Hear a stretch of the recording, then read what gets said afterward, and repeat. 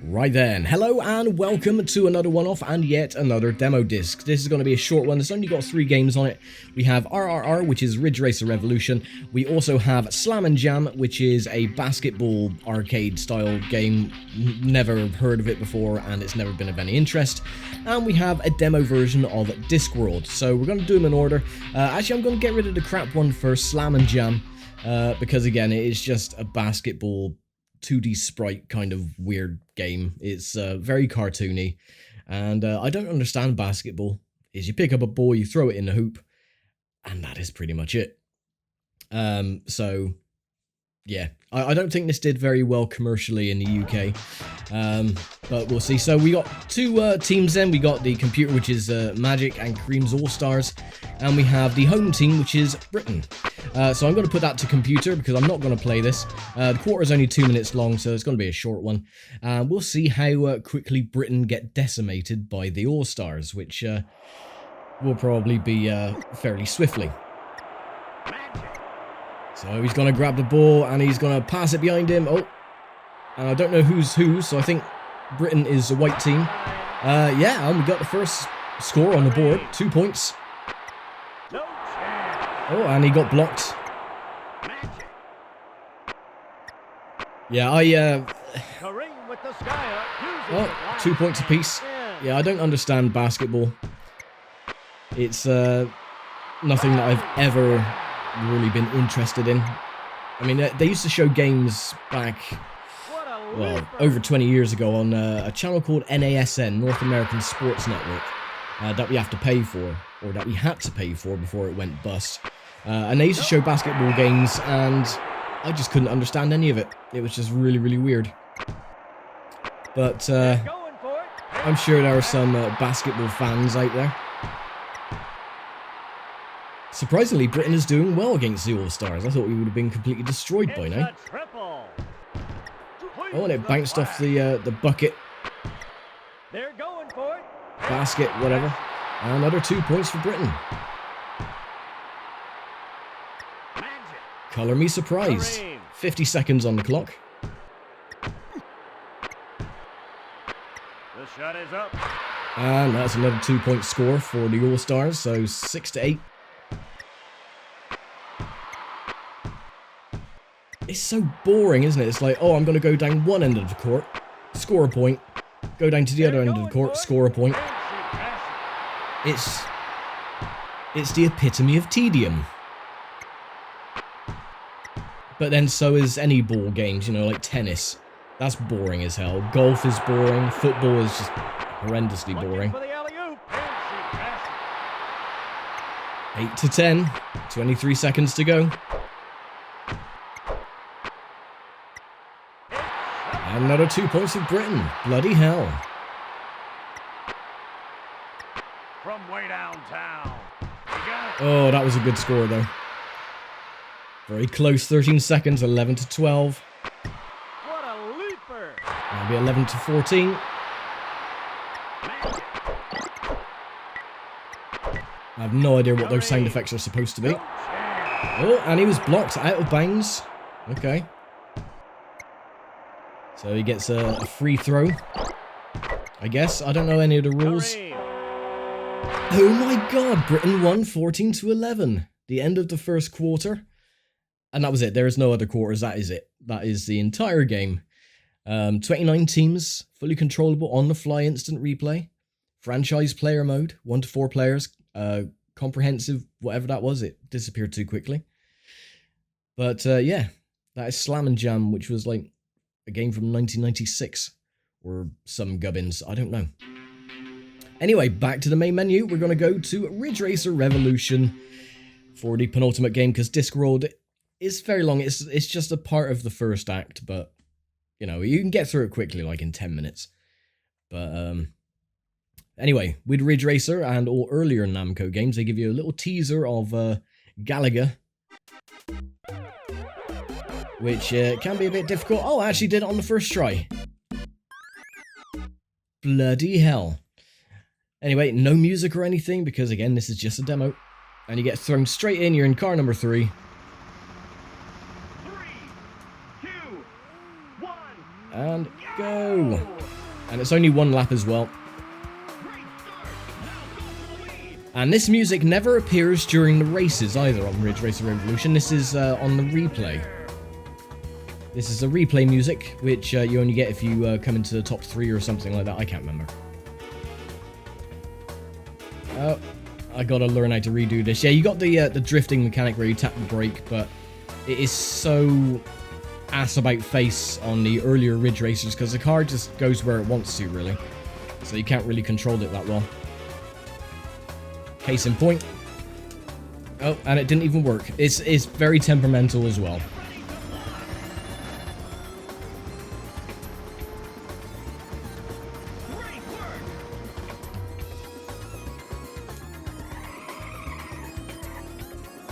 Kind of worked, but it kind of didn't.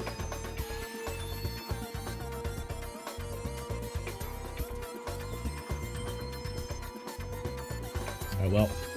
Yeah, pretty much the highest you can get position-wise during this demo is 6th place, or 5th place if you're very, very lucky. But yeah, you'll never win. Only one lap, you haven't got a chance. So there you go. That is the demo for Ridge Racer Revolution. Very short, very sweet, and a bit of an anticlimactic finish. But that's absolutely fine. Again, this is going to be a short one anyway. So you got Discworld, which the first part of Discworld is so easy. I've completed the actual game God knows how many times. But you have old Eric Idle, of course, the voice actor of Rincewind. And a lot of other voice actors from the Monty Python days and everything like that, so. But it is a fun game. They do reuse a lot of jokes, especially one joke in particular is, did you get the number of that donkey cart, which is used throughout the entire game, and it does sort of like wane on your mental fortitude come the end of the game. But I'm not going to go through all of the dialogue either that all of the NPCs have.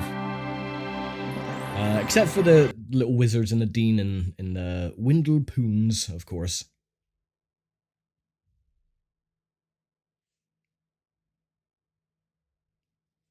Good old Terry Pratchett.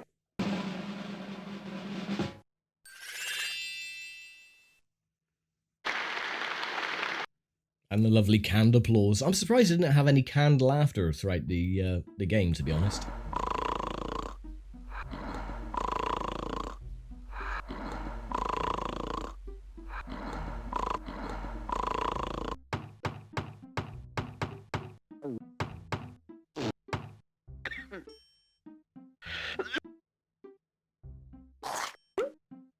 Rincewind! Rincewind! Wake up! The Arch-Chancellor wants to see you!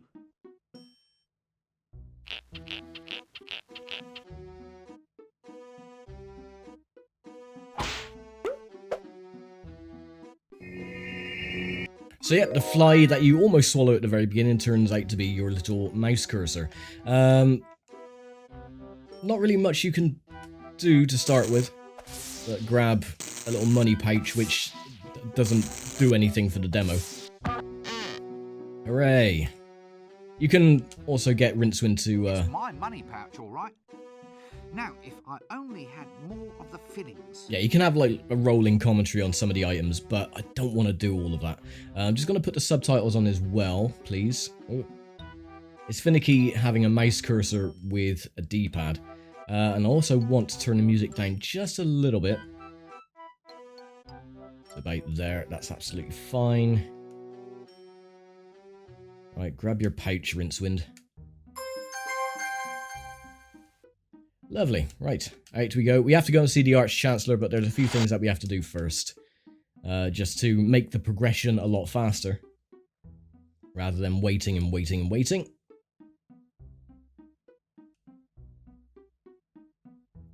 Come on. Come on, get your ass down here. Oh my god, this... With the screen scrolling and the D-pad using the mouse cursor, it can be a bit of a pain. Of course, with the PC version, that wasn't a problem at all. Right, grab the broom. Ta very much. And even though there's only 3 controls, so you got like an action, you got like a look and pick up and everything else, you can get confused with the controls occasionally. Right, we've got to go back into Rincewind's room, of course, to get the good old chest, or the luggage. Come on, yeah, go up that way. Pillock.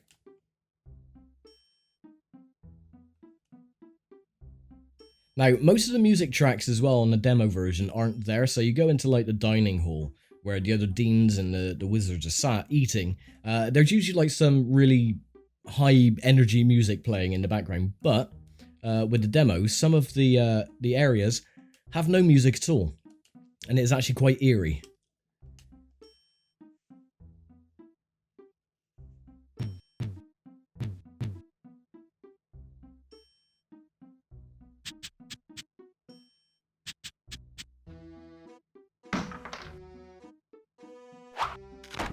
Oh, the lag as well from the loading. Right, let's have a look at what the luggage has. Oh, he has a banana. Oh, that is very convenient. That'll come in handy very shortly. Oh yeah, you can look at the dragon as well, which is on top of that spire. We'll do that quickly because we won't be going back into Rincewind's room anyway. So let's have a gander.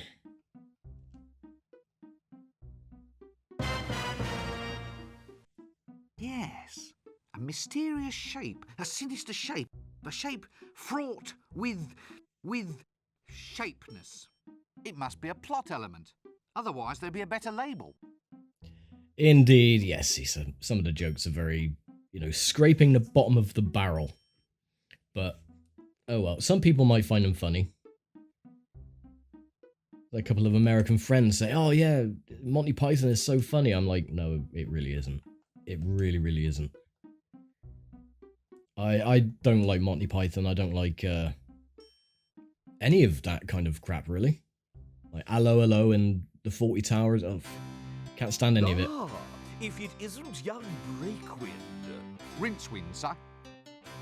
Rincewind, quiet. Come in. We need to talk. That is, I need to talk, and you listen. No doubt you've been hearing all sorts of rumors about this dragon that supposedly is terrorizing the town. Dragon? As in the classic fire-breathing, city-toasting... Shut up! Yes, pretty much. Scaly, vein, like shiny object, then species of kidney. And what we need to do is to ensure that the unseen university is properly represented in the attempt to dispose of it. If some yokel simply slays the wretched thing without our help, the people will begin to ask just what wizards are for. Actually, sir, what are wizards for? Wizards are firmly behind big dinners. And if you want to keep on eating yours, you'll go and see about this dragon. Surely, sir, dragons don't logically exist. Shut up! Dragons exist if you believe in them. And the average man in the street does believe in them.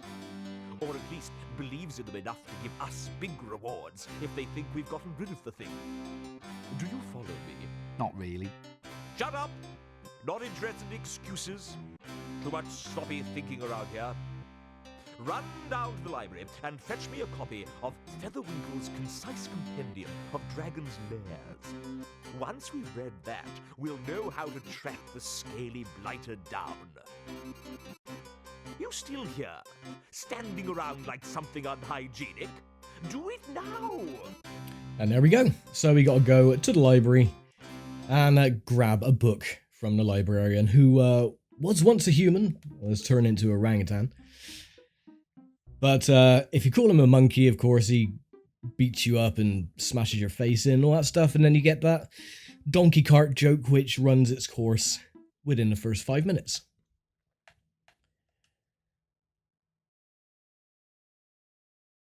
Actually, on close examination, this would seem to be some sort of subtropical arboreal ape. A magical accident in the library turned the librarian into an orangutan. He has since resisted all efforts to turn him back, much preferring the handy long arms, the prehensile toes, and the right to scratch himself in public. Fantastic. Right, let's have a chat to him then. Hello? You're not in charge here, are you? Oh, I see. Well, that explains the filing system. Look, I don't know if you're quite the person that I want to see. Yes, well, it's hard to explain, really. Mm-hmm. Yes.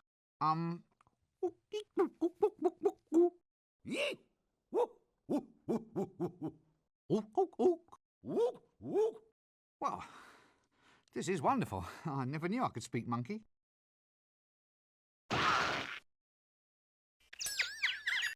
Did you get the number of that donkey cot? And the joke starts. Ugh. Hi. Do you mind if I monkey about in the library for a while?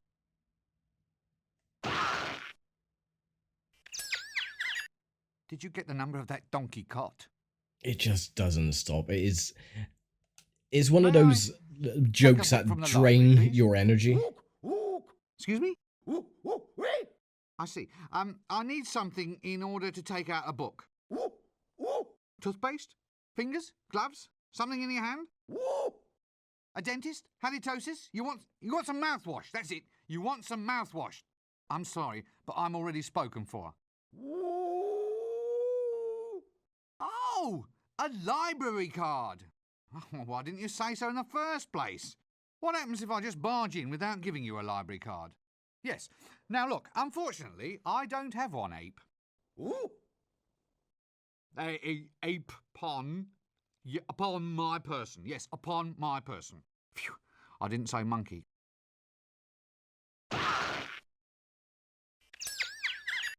Did you get the number of that donkey cot? Ha ha ha ha ha. Shut up. Whose monkey is this? See, every option of dialogue has something regarding monkey in it. Did you get the number of that donkey cot?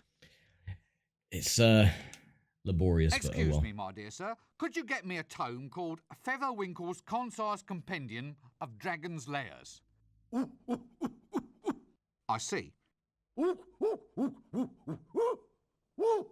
Yes. Yes, I suppose so. Mm-hmm. Quite. Look, is there someone else here that I can speak to? Well, you know, someone who isn't a monkey.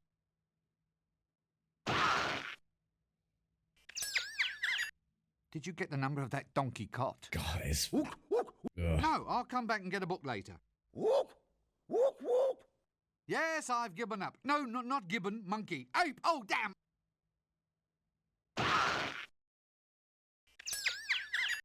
Did you get the number of that donkey cot? This seems like a good cue to cease this whole silly conversation. I bet someone finds that legitimately funny, and they clap their knuckles together at the, you know, reference to a donkey cart every single time, I guarantee. Sleazy guy, we don't have to do anything about this. You know, you just talk to him, he talks a load of bollocks. So I'm not going to. Instead, luggage, get here, you little nonce. Grab the banana, please, and just give that to the librarian. So we can get the hell out of here, and then be halfway done with completing the demo.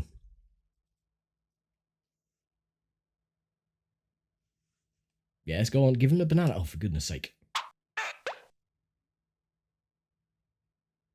Excuse me, my dear sir. Could you get me a tome called Featherwinkle's Concise Compendium of Dragon's Lairs?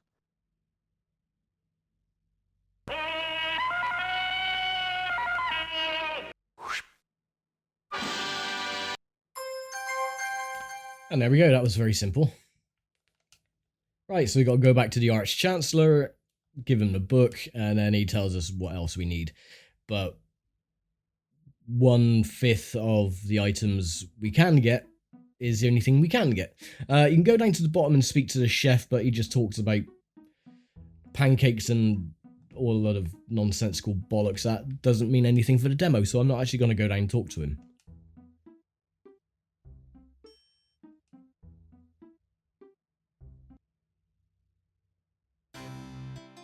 Right, Rincewind, get the book out.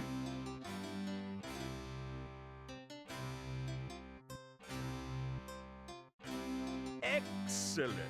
Good lad, Breakwind. Rincewind, sir. Ah, we now have the formula to construct Reclamento's never-failing Dragon's Lair revealer. With the device in our hands, we'll be able to track the creature and trap it like a wildebeest. You mean like a rat, sir? Really? Well, could be. That'd be easier, certainly. You've got a good firm grasp of facts. I like that in a wizard. Go forth and fetch the elements we need to construct this device. I'll see that your performance is brought to the attention of the university board when we review your grant next year. We may only halve it, for example. Sir, have I ever told you of my ambition to be a yak? It can be arranged, Rincewind. Just ask the librarian. Now, gonna move on. We need a staff of tumultuous terminology, a spiral of never-failing induction, a miniature creature of excitable chitters, and a container made of the strongest ferrous metal. Oh, is that all? Well, a sample of breath from the subject in question is necessary. Dragon's breath? Yes. Any problems with that? No? Good. Well, don't just stand there. Off you go. When he says off you go, I'm sure there's another little bit of dialogue there that he was supposed to say that was cut off. Because it does sound like he was about to say something else. Oh, well, anyway, so we need a staff. That is literally the only thing we can get in the demo. So we're going to go off to the dining room. And again, there's supposed to be music in this room, which is like all, you know, I know, a bit like the Arch-Chancellor's room. It was supposed to be like that, but in the demo, it's just dead silence. Right, let's talk to this old gaff. Good day, sirs. Is it? Huh, so you say. What with the bottom falling out of the tapioca market. He's off again, past the dried frog pills. Laugh away, you old boy valve. It's all this dragon business. That's what's doing it. Snatching tapioca out of the mouths of the deserving elderly. Dragons? Dragons in the town? A likely story. Swamp dragons, he means? No, a real dragon. Not one of those little marsh tiddlers. Poppycock, there's no such thing. Dragons only exist if you believe in them. I don't believe in them, they don't believe in me. So we're both happy. Another busy day in the faculty, gentlemen? We are cogitating. I hope I heard that right, said in a knowing tone of voice, nudge, nudge. Cogitating, my lad, is that process by which the wise make space inside their minds for more ideas. You make more space for ideas by sitting on your backside sipping a cup of milky tea? Hit him. Hit him. My boy, ideas are normally sold by volume, not by weight. It's best to let them settle so you can find more room in the top. We have wisdom and you do not. For instance, this is the action of a clever man.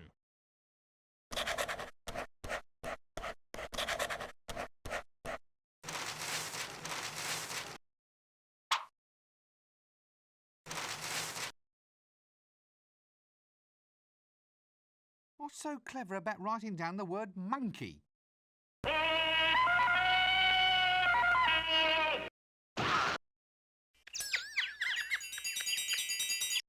Wisdom, my lad, is never cheap. Well, I didn't know you were selling it by the pound. But, Excuse me, where might I go to find the patrician? Well, don't be an idiot, boy. Just look for the palace. Is he approachable? Can you actually speak to him?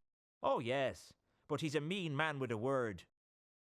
Be careful if he uses sarcasm on you, and for heaven's sake, run for it if he resorts to irony. Does this place always have to be this way? What way? Well, this way. It's chaos. It's undisciplined. It's as if I'm thrashing about in a sea of questions, like I'm screaming out against soul-destroying winds. Isn't that a mixed metaphor? I mean, there are times when I dream about just shaking this place by the neck until it starts talking sense. I have one like that too. What, really? Oh, yes. In one magic moment, I stride like an intellectual giant across the rooftops of the world, slicing through the Gordian what's-his-name of fuzzy thinking for all time. And then I have this other terrific dream that I'm being smothered in fruity yogurt and sucked up inside a whale. Thankfully, that's not my problem. So far, anyway. We can but hope. Look, does anyone know why this luggage keeps following me? Ah, that's sapient pearwood, that luggage is. There's no getting rid of it. It'll follow you everywhere. Sapient pearwood? They once used it to make containers for grave goods. I suppose someone hoped that you really could take it with you. The chest is, in fact, the luggage. The luggage is made of sapient pearwood, and once it attaches itself to somebody, it will follow that person everywhere, just like a little puppy.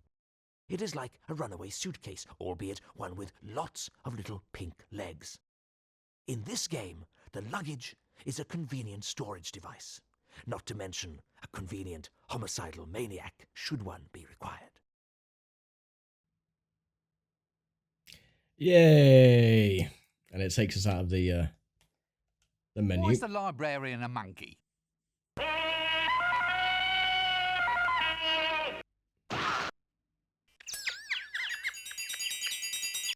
Did you get the number of that donkey cop? Ah, yes, reusing the He's not same jokes. one of them. He's an orangutan. But it's the same thing. No. Your actual orangutan is one of the great apes, an arboreal denizen of the subtropical rainforest. If you ever want to go far in life, you must learn the value of proper nomenclature. Nomenclature? But what's the difference between calling him an orangutan or a monkey?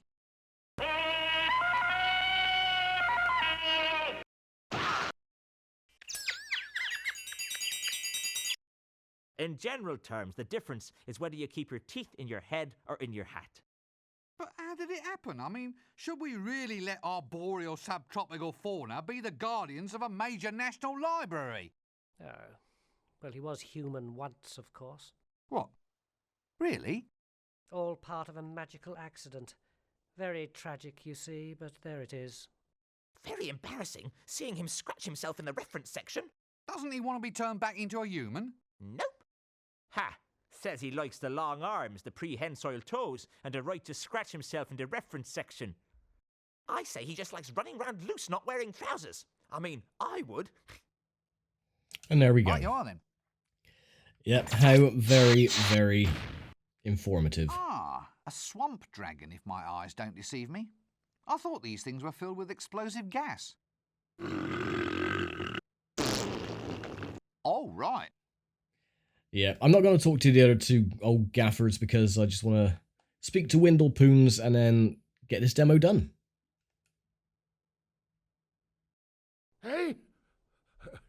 A girl? What's a girl doing in here? I'm not a girl. Why are you wearing a dress? It's a wizard's robe, not a dress. I knew a girl's dress once. Splendid lass. Very good at pickling. Yes, very good at pickling eels, she was. I do like Windlepoons. Well, I once knew a girl too, of course.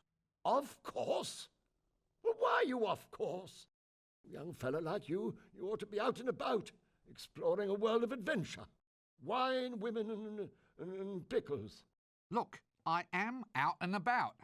Well, you can't be too good at it if you're already off course, young air freshener. Look, no one's off course. I just used the phrase as a pleasantry, a manner of address. Pickling? Oh, how fascinating. Pickled? Who's pickled? No one's pickled. You started it. I don't even like pickles. What? Oh, they were wonderful pickles. How dare you cast aspersions on... Damn, I've lost it. What were we talking about again? Pickles? What's pickled? What? What do you mean? Well, the eels were pickled, weren't they? What? Pickled elves? Damn their ears. I told them to lock that liquor cupboard. Go on, boy, get after them. No, pickles, not pickled. Pickles? Or try the kitchen. Get out. Stop wasting my time. So, what happened? Nothing. Nothing happened. That's just the point. And now young twerps like you think they can come in here, ravish our women, and steal all our pickles. Steal? Now do I look like a thief? My stick. They all want my magic stick. Well, you can't have it. So be off with you, you dastardly overcleaner. No, look, I don't want your wretched stick. So it's the pickles you're after then, is it? You devilish young trouser. Well, I'm onto you, you know. I'm onto you, you young bookcase. Now look, this is not the problem that I wanted to address. Look, I just want to find somebody who can talk a little sense. Sense? Perfumes? Oh, I'll not have it. No, sir, I won't. Dallying with womenfolk on the premises is against the rules.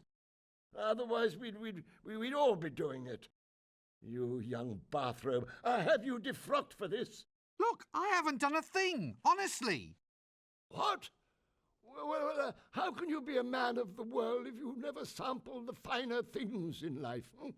Women, wizard staves, pickles. Well, if I go and do that, you said you'd defrock me. It won't do. It just won't do. Young tweezers like you coming in here and taking off their frocks. I won't stand for it. I will. This city is getting into a fine old pickle. Oh, please don't get started on the pickles again. Pickles? Well, don't eat pickles if you're wearing a dress. You'll stain the hem. Why are you wearing a dress? And there we go. That is old This seems like a Windlepoons. good cue to cease this whole silly conversation. I do like his dialogue there. It is really funny. But yeah, we just need to grab his staff, of course.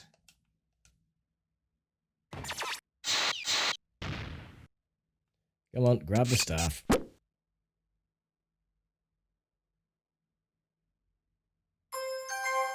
Hooray! Right. That's one of the items that we don't have to worry about because, again, this is just a demo. Right, bye, lads. Off to complete the demo now.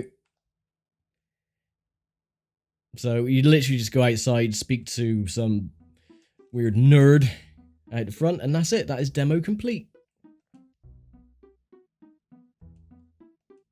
Come on, out you go. I like how it's the unseen university, but it's bloody huge. And again, no music, sadly. Right, let's talk to this Wazik. How do you open the gate? They've changed the wasp names. The hand wriggles. It's a whole new spell. So show me the new spell. Can't. The spell's a secret. Nice weather. Since classes in wind whistling, rainmaking and lightning throwing are all scheduled for today, I think that's being a wee bit premature.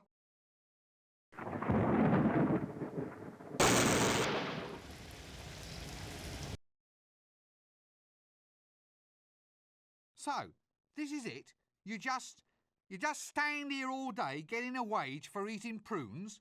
Certainly. Someone's got to do it. It's a plum job. He's not standing there, Rincewind. He's sat there, The you hand wriggles, dumbass. please. Yeah, right. Look, you just wiggle 'em like this.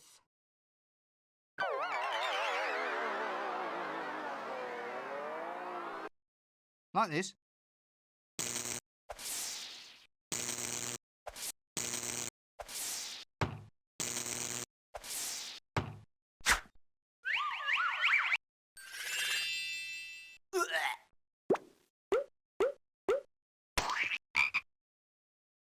Yes, almost. Now try it like that.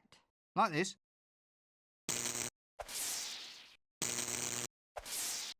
Right you are, son.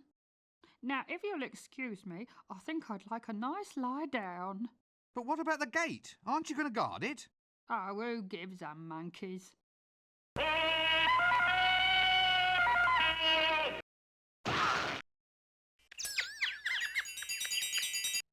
Did you get the number of that donkey cart? Ha! Hilarious. Right, moving on. What's that you're eating then? Prunes. Just a little nourishment to tide me through till lunchtime. Can I have one before I go? Having one before you go is the whole point of prunes. And no, you can't. And that's it. Well, I'll catch you later then.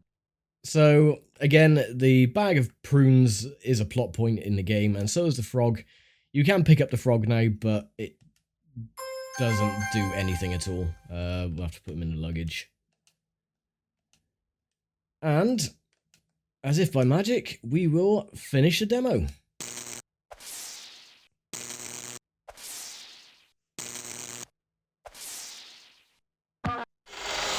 Well done, Rincewind. And there we go. So in the actual game, you get to the world map, which is, of course, Ankh-Morpork, which is part of the Discworld. But this, it just goes to the end. So congratulations, you just completed the Discworld demo. To continue the quest, find your nearest computer salesman, use your money pouch, and ask for Discworld. The game is out now at good computer game outlets, published by Psygnosis. Fan-bloody-tastic. And that is it. So you get like a little cast as well. But yeah, Eric Idle, Tony Robinson, John Pertwee. Yeah, a lot of good names on there. Tony Robinson, though, of course, he was the one that kept saying hit him, and then you see him on Time Team. It's like, nah, sorry, mate. But yeah, it's a very good game, but they do reuse and recycle a lot of the jokes, especially that donkey cart one, which again, it grinds on your mental psyche in the end because you've heard it so often. And it's not funny. It wasn't funny the first time, and they just reuse it over and over again. A bit like Monty Python and Blackadder jokes. But there you go. Anyway, that is it. That is another demo disc complete. I'm going to leave it here for now. Thank you very much for watching, as always. And I'll see you next time for yet another demo. So take care, stay safe, and bye for now.